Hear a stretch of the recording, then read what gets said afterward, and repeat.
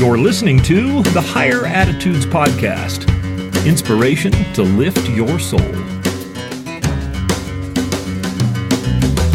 Is it possible to be grateful in difficult times or when life seems to completely fall apart? This is Julie, and this podcast is entitled Grateful in All Things. I recently attended a conference where Meg Johnson spoke. She's a wonderful lady, funny, cheerful, and a quadriplegic. Two comments struck me quite powerfully. First, knowing and feeling what she does now, she would experience the accident that left her paralyzed again.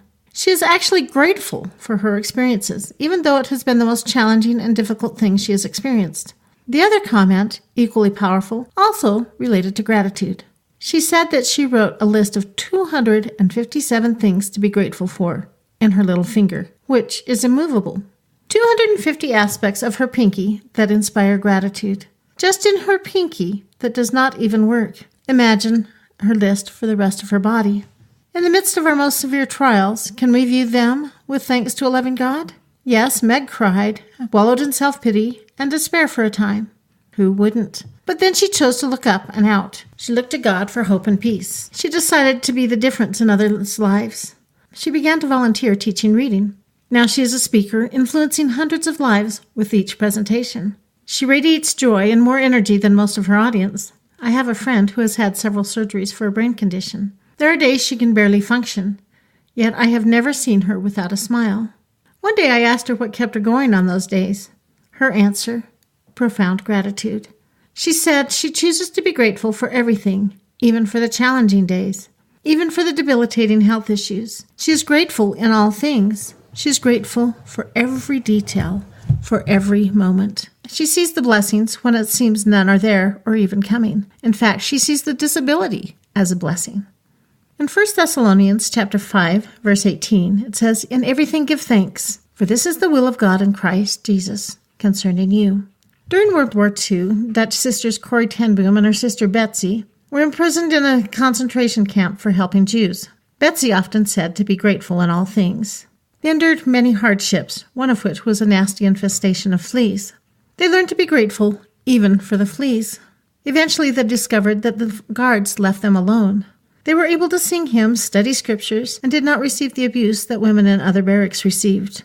The fleas kept the guards away. They were a blessing in disguise. In Philippians 4:6, it says, "Be careful for nothing, but in everything by prayer and supplication, with thanksgiving, let your requests be made known unto God." Be careful for nothing means to not be anxious or worried about anything. Instead, offer your prayers and thanks. As we make our requests for our needs or the needs of others, if we make those requests in gratitude, I know from experience that we recognize the blessings when they come. We feel the love of God more fully. When I express thanks for even the hard times, I actually start to see the blessings in the experience. For example, we had several things break at nearly the same time. The Jeep lost its clutch, the freezer died, and more. But the clutch went out 2 blocks from home, not on the mountain pass that it had been driven over a few days before, and a friend fixed it at a cheaper price than others would have charged. A friend lent us use of her freezer. Another friend gave us his old freezer. And similar blessings followed the other broken items. Like the blessing of the fleas, blessings can be found in all things, even the most trying experiences. In fact, the hard times often, if we allow them, can show more clearly how the Lord is working constantly in our lives. He is there, and His hand is outstretched in love to bless. It is easy to be grateful when life is easy. Not so much when opposition and adversity arrive in semi-truckloads. In those times, we may feel overwhelmed or even buried alive. But the way to climb out of the despair is to find the hand of God and His blessings. As Meg, my friend, and Betsy ten Boom have shown me, there is always a reason to be grateful. Sometimes even more so in the troubling times. Yes, it is possible and even necessary to be grateful in all things, especially in difficult times. Thank you for listening. We'd love to have you join us on Facebook at facebook.com/higher-attitudes. Do you have an uplifting thought to share? Why not join our Facebook discussion group? Visit the group at facebook.com/groups/higher-attitudes to request membership. If you'd like to leave a question about a challenge you're facing, or if you'd like to share a thought about how you've overcome negativity, call 719 0301-0303 and record your question or comment. Please note that carrier rates may apply. Again, call 719-301-0303 to leave a question or comment. We hope you've enjoyed the show, and we look forward to you joining us for the next episode of the Higher Attitudes podcast.